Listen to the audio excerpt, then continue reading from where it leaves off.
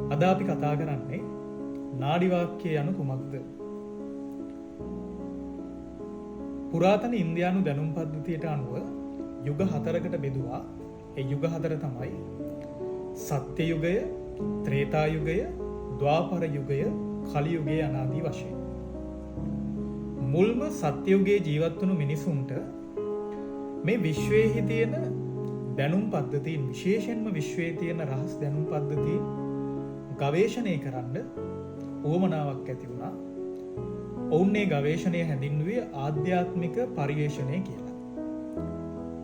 ඔවුන් තීරණය කළා මේ විශ්වයේ තියෙන දැනුම් පද්ධතීන් අවබෝධ කරගන්න නම්, ප්‍රත්‍යක්ෂ කරගන්න නම් ඒකට තියෙන හොඳම මෙවලම තමයි, ඒට තියෙන හොඳම උපකරණය තමයි මනස දියුණු කිරීම.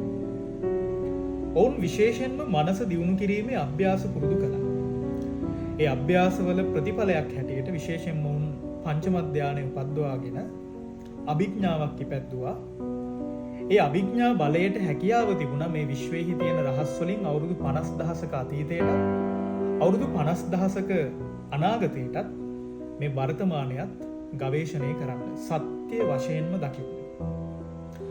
සමහර ඍෂිවරු හිටියා, සමහර උසස් මනස දියුණු කරගත්ත ඍෂිවරු අවුරුදු 50000 නෙවෙයි, අවුරුදු ලක්ෂයක අතීතයත් අවුරුදු ලක්ෂයක අනාගතයත් දකින්න පුළුවන් හැකියාව උපද්දවා ගත්තා. හැබැයි ඔවුන් මේ දත්ත දැනගෙන නිකන් හිටියේ නැහැ. ඔවුන් තමන්ගේ ශිෂ්‍යයින්ට මේ දත්ත ප්‍රකාශනය කරන්න පටන් ගත්තා. ඒ ප්‍රකාශනය කළේ ඇත්තටම ශ්ලෝක උපකාර කරගෙන. ශ්ලෝක කියන්නේ මොනවද? ශ්ලෝකයක් ගැන ඔබට අදහසක් ගන්න මමම ඒ විදිහ නිර්මාණය වුණු ශ්ලෝකයක් කියන්නම්. මේ තමයි: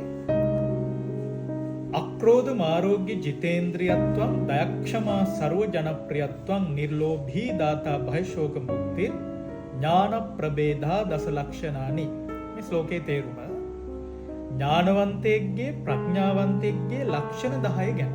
අන්න ඔය විදිහ ශ්ලෝක නිර්මාණය කරලා මිනිස්සුන්ගේ අතීතය, මිනිස්සුන්ගේ අනාගතය, මිනිස්සුන්ගේ වර්තමානය තමන්ගේ ශිෂ්‍යයන්ට මුඛ පරම්පරා වශයෙන් පැවතගෙන ආවා. පරම්පරා වශයෙන් මේ ගුරුකුල පවත්වාගෙන යනු ලැබුණා. මීට වසර 3000කට පෙර විශේෂයෙන්ම ඉන්දියාවේ තංජෝර් කියන රජතුමා මේ ශාස්ත්‍රයේහි තියෙන ප්‍රමුඛත්වය, මේ ශාස්ත්‍රයේහි තියෙන අවශ්‍යතාවය හඳුනගෙන විශේෂයෙන්ම මේ ශාස්ත්‍රයේ මුඛ පරම්පරාවෙන් ආව ශාස්ත්‍රය ලේඛනගත කරන්න පටන් ගත්තා.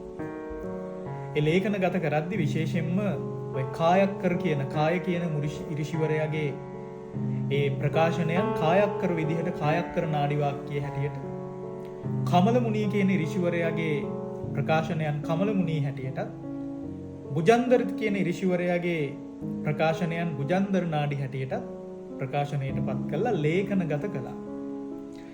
ඒ ලේඛනගත කිරීම ගුරුකුලවලට වෙනම බෙදලා දුන්නා. කායක්කර ගුරුකුලේ වෙනම, කමල මුනි ගුරුකුලේ වෙනම, බුජන්දර ගුරුකුලේ වෙනම. විශේෂයෙන්ම මේවා භාෂා 4කින් සංග්‍රහිත වුණා.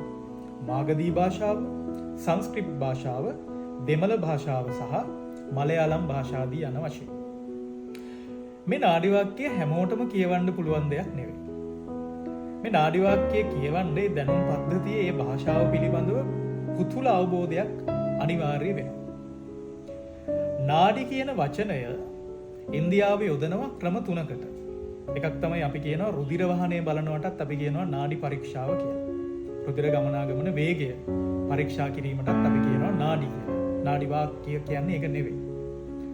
ඊළඟට නාඩිවරුන් කියලා කියනවා විශේෂයෙන්ම බර උසුලන මිනිස්සුන්ට හඳුන්වනවා නාඩිවරුන් කියලා. හැබැයි නාඩි වාක්‍යෙහි අපි කතනය කරන නාඩි කියන ශබ්දයේහි තේරුම තමයි ඉරිෂිවරයා මුණ ගැහිීමට කාලය. ඉරිෂිවරයා මුණ ගැහිීමට කාලය කියන එක තමයි නාඩි කියලා අපි හඳුන්වන්නේ.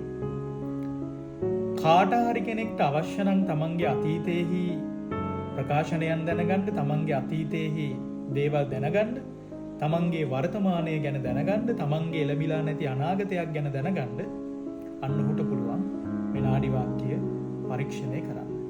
විශේෂයෙන්ම මේක එක්තරා විදිහක දැනුම් පද්ධතියක්. එතකොට අපිට ප්‍රශ්නයක් එනවා ෆ්‍රී විල් එකක් නැද්ද කියලා.